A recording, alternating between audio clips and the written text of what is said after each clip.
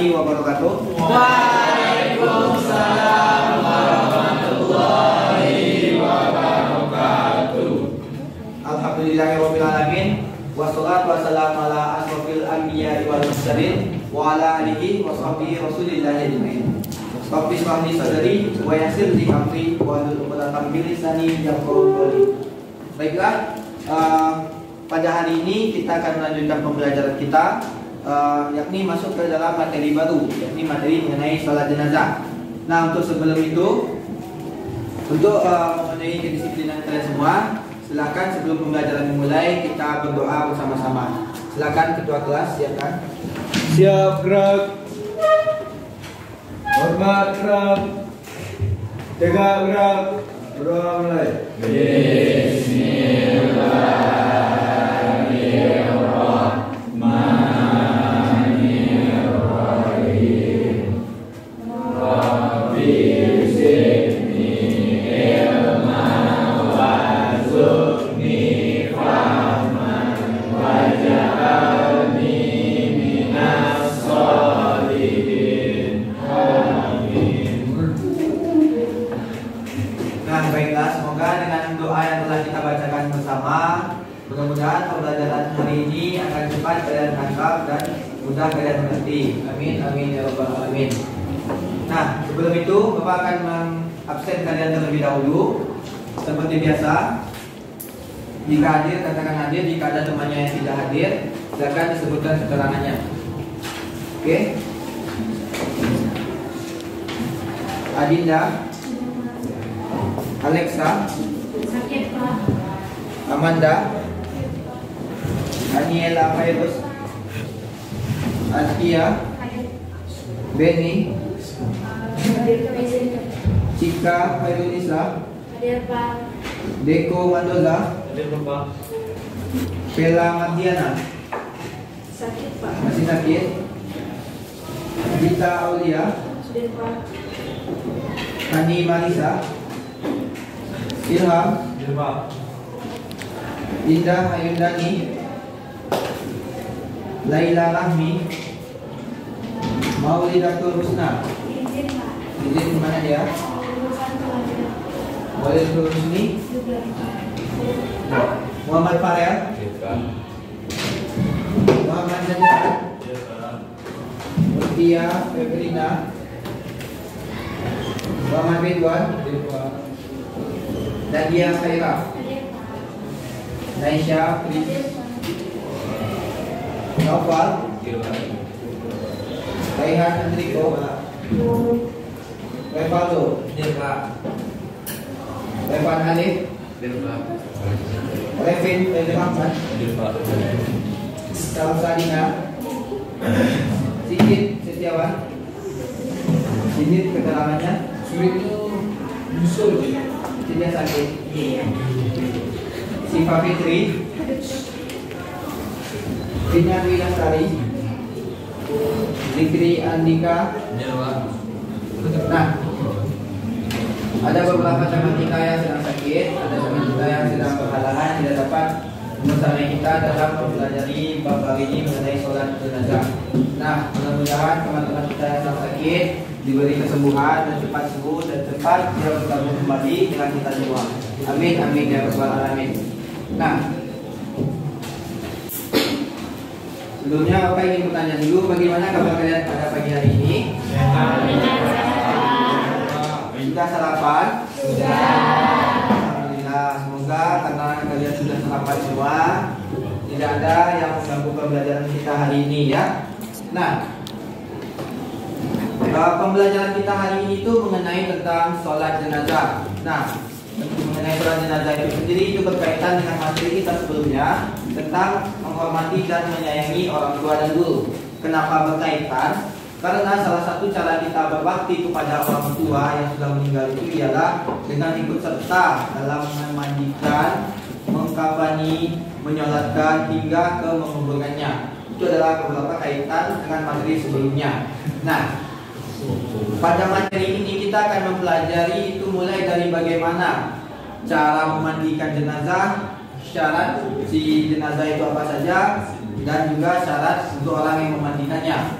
Kemudian dalam materi selanjutnya itu tentang mengkafani. Dalam mengkafani itu kita akan mempelajari apa saja hal-hal yang harus dipersiapkan dalam mengkafaninya, berapa anjuran jumlah lapis kain kafan untuk perempuan berapa, untuk laki-laki juga berapa. Kemudian itu ada tata caranya, bagaimana cara mengkafani mayit laki-laki dan bagaimana cara mengkafani mayit perempuan. Nah, selanjutnya itu adalah yang ketiga itu menyolatkan. Dalam menyolatkan itu ada 3 hal penting yang harus kita pelajari. Yang pertama itu mengenai syarat untuk menyolatkan.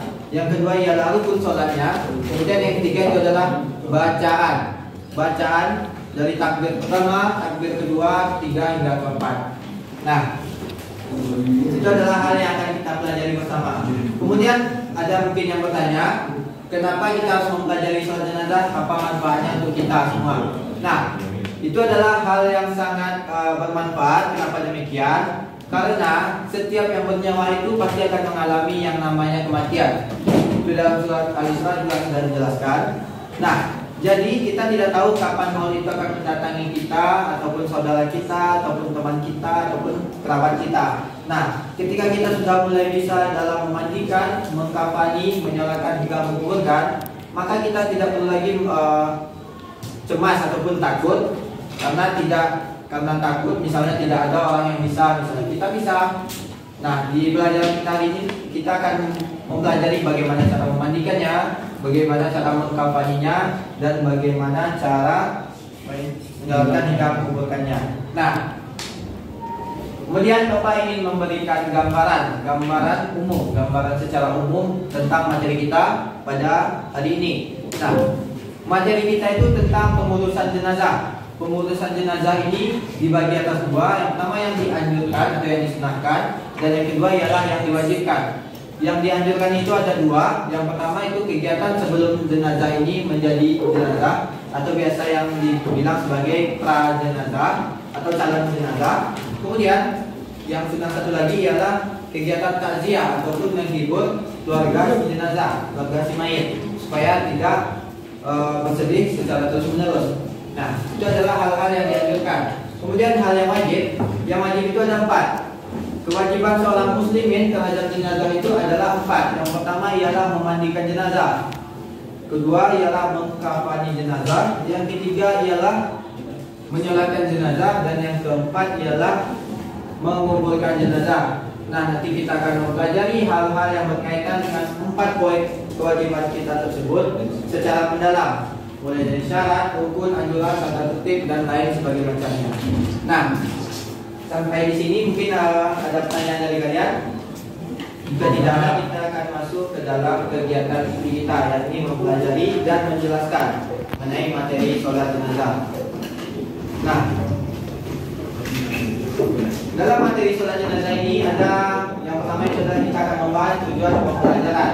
Nah, adapun tujuan pembelajaran kita pada hari ini adalah yang pertama, memiliki rasa kepedulian terhadap orang yang meninggal dalam kehidupan sehari-hari, supaya kita tidak cuek, supaya kita tidak menjadi bodoh amat ketika kita mendengar kabar ada tetangga kita yang meninggal dunia. Kemudian bekerjasama dalam kelompok, memiliki rasa tanggung jawab dan kreatif, karena nantinya apabila kalian ikut serta dalam mengkafani, menguburkan, menyolatkan hingga memandikan, itu kalian akan bekerja dalam bentuk kelompok, kalian akan bekerja bersama-sama. Jadi kalian nanti akan diajarkan bagaimana cara bekerja dalam kelompok itu secara baik dan juga bertanggung jawab. Kemudian yang ketiga ialah menjelaskan tata cara penyelenggaraan jenazah menurut hukum Islam. Jadi di dalam Islam itu mengatur bagaimana cara kita dalam mengurusi jenazah itu. Yang pertama itu ialah dengan memandikannya, kemudian mengkafaninya, kemudian menyolatkannya hingga nanti menguburkannya.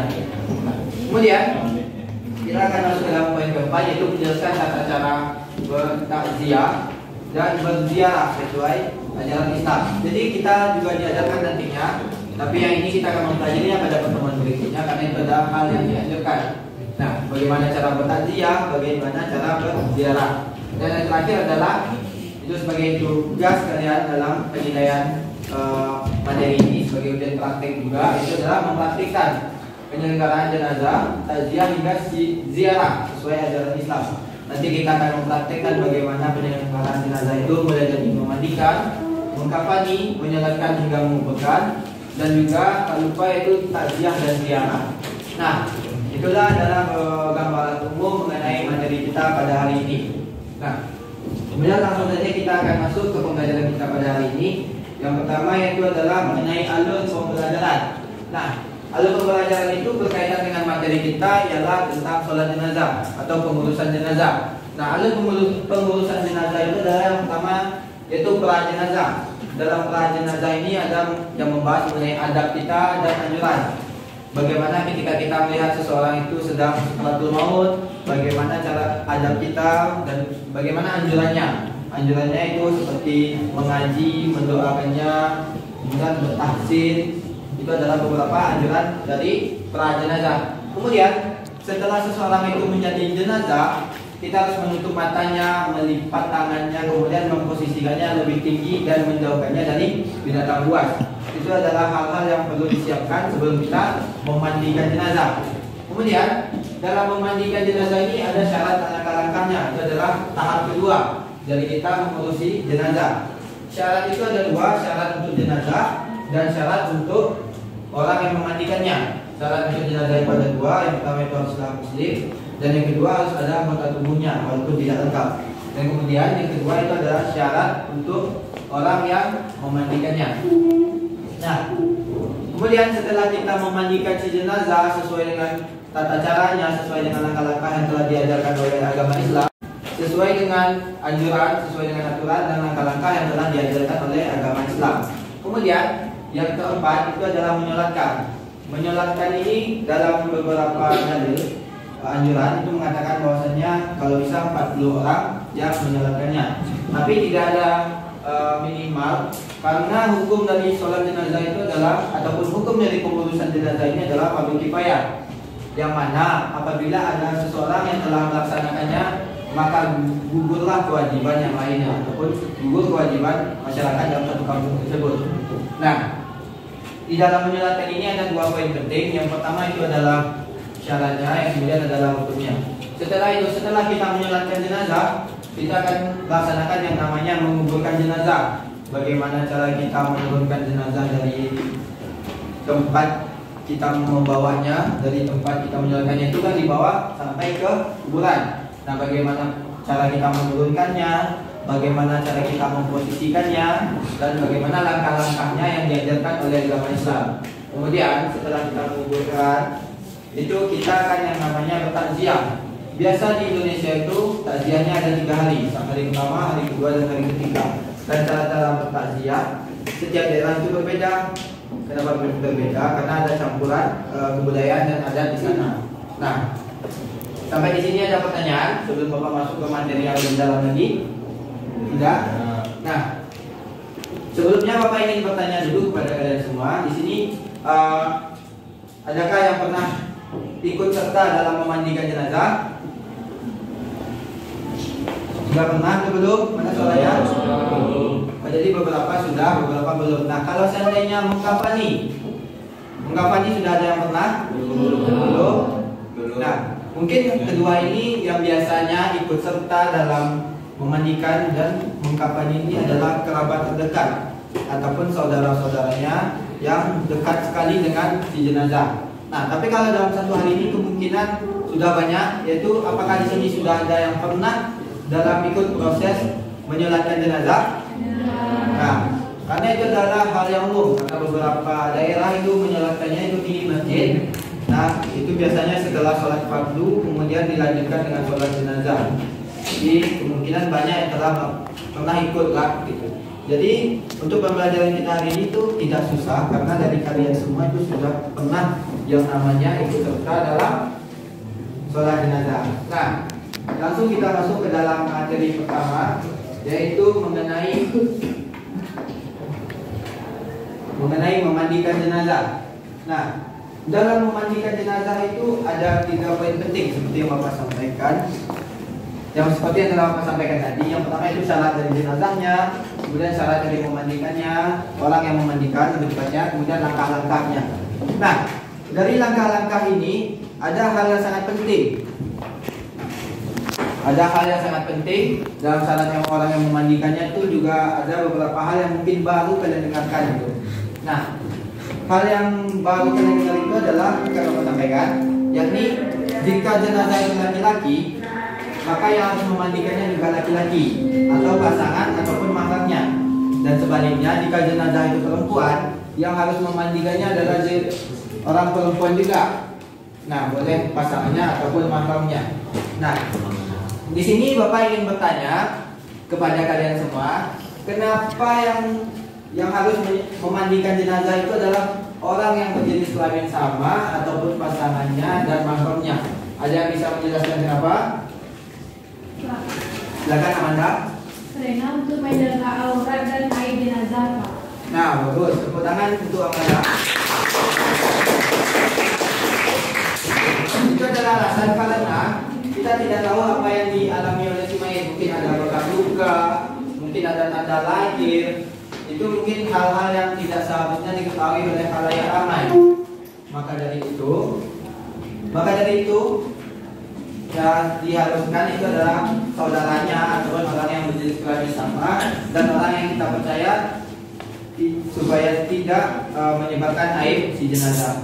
Nah, selanjutnya itu adalah menyolatkan. Setelah kita memandikan si jenazah, setelah kita mengkafani jenazah, kita masuk ke tahap berikutnya ataupun ke langkah berikutnya, yakni ialah menyolatkan jenazah.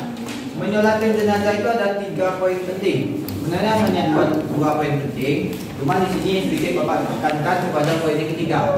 Yaitu poin yang pertama yang akan kita bahas itu ialah mengenai syarat untuk menyolatkan jenazah. Poin yang kedua itu mengenai rukun dari sholat jenazah itu sendiri, dan yang ketiga itu ialah bacaan dari takbirnya, bacaan dari takbir pertama, takbir kedua dan ketiga. Sebelumnya Bapak ingin bertanya, ada yang di sini yang mengetahui apa saja rukun dari sholat jenazah? Silakan, Rehan. Pertama niat, yang kedua menjadi bagi yang mampu, yang ketiga membaca takbir sebanyak 4 kali, yang keempat membaca surah Al-Fatihah, yang kelima membaca salawat atas Nabi Sallallahu Alaihi Wasallam, yang keenam membaca doa jenazah, terakhir salam. Nah, berikan aplaus untuk mereka.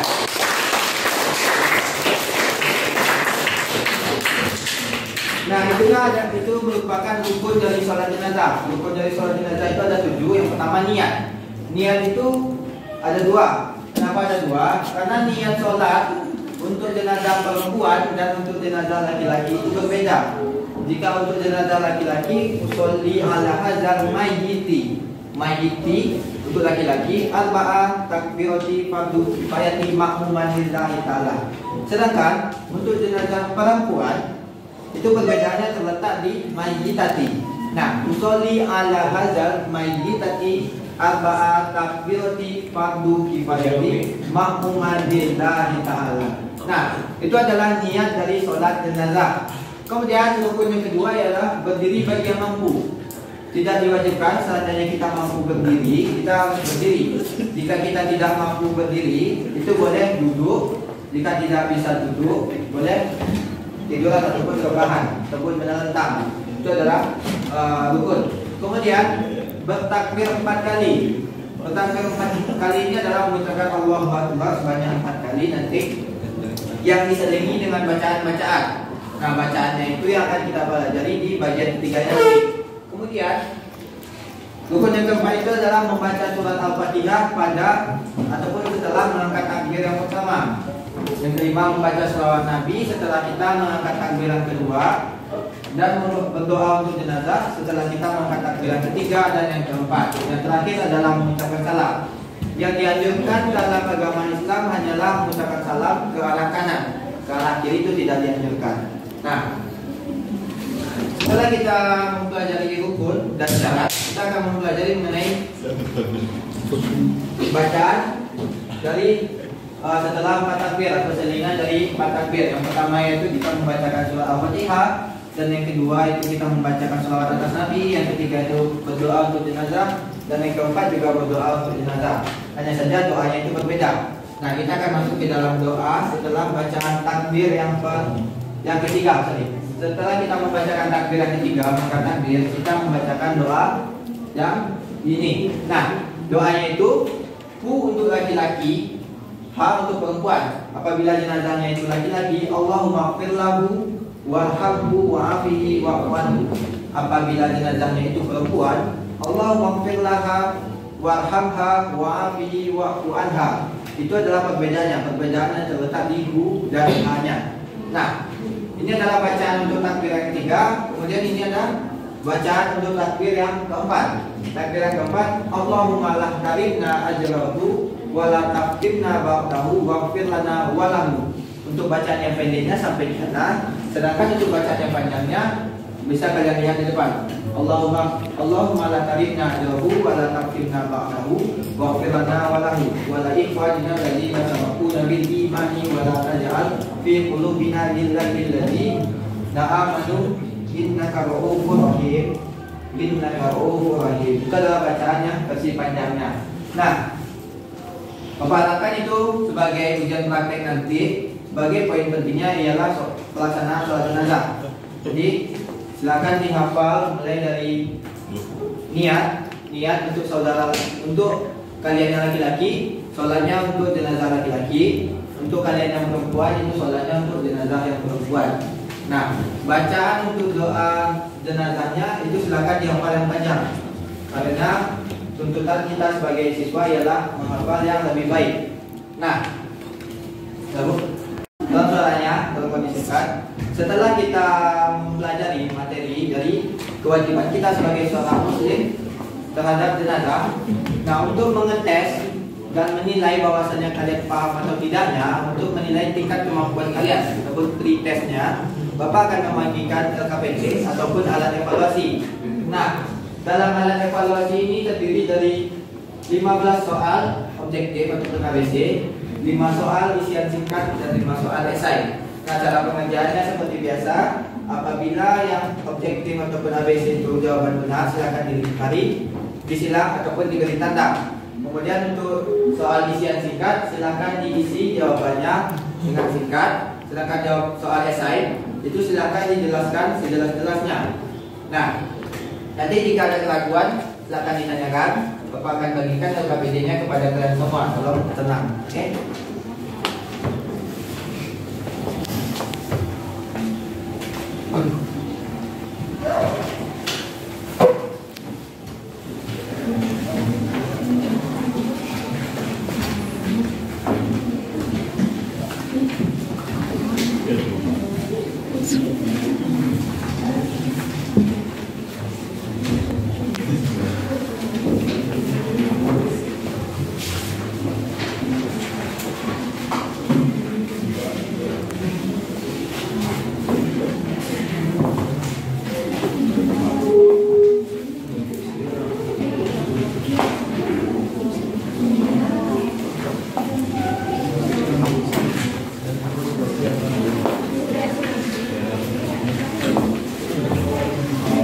Silakan dimulai dibuka soalnya, dijawab itu silakan langsung di lembar LKPD-nya.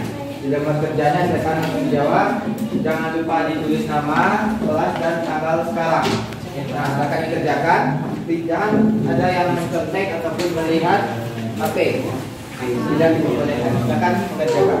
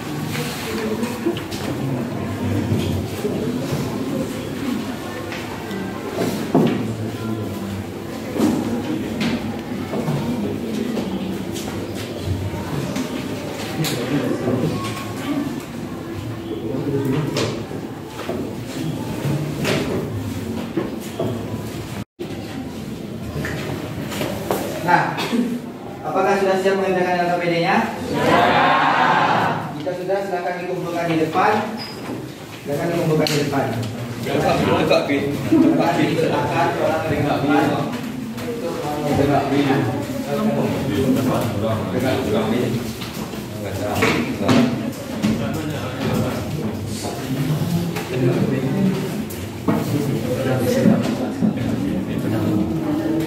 Kumpulkan silakan di barisan depan kumpulkan.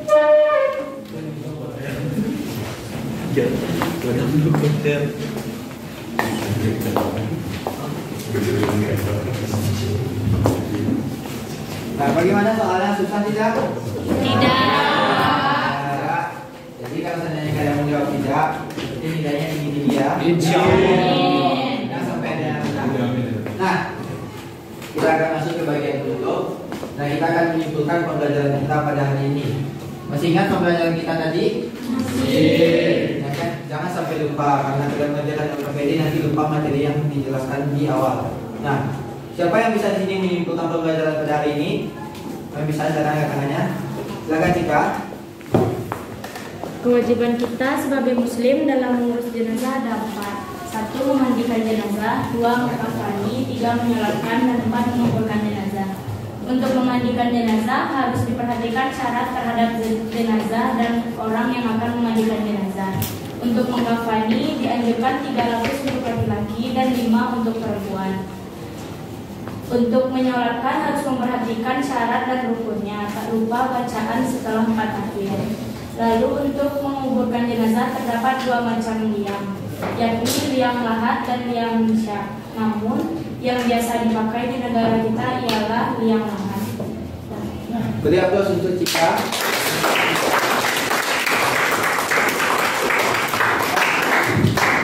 Tenang. Nah, itulah kesimpulan kita pada pembelajaran hari ini. Kesimpulannya akan Bapak luruskan.